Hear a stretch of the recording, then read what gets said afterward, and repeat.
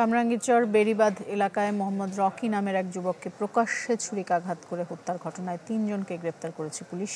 তদন্তে জানা গেছে, ব্যবসাজনিত বিরোধ এবং পারিবারিক দ্বন্দ্বের জেরেই এই হত্যাকাণ্ড। ২৩ জুন রাত ১২টা কামরাঙ্গীরচর বেড়িবাঁধ এলাকায় মোহাম্মদ রকি নামের এক যুবককে প্রকাশ্যে ছুরিকাঘাত করে ৬ জন। পরে বীর দর্পে রক্তমাখা অস্ত্র হাতে তাদের চলে যেতে দেখা যায়।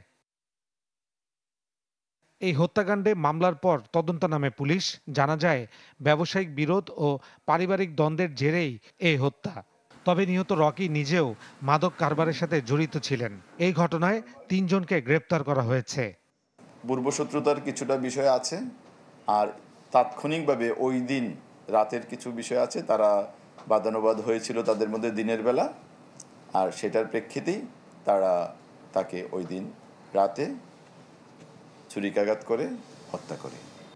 সংবাদ সম্মেলনে পুলিশ জানায়, ঢাকার সবচেয়ে অপরাধপ্রবণ এলাকার মধ্যে কামরাঙ্গীরচর অন্যতম।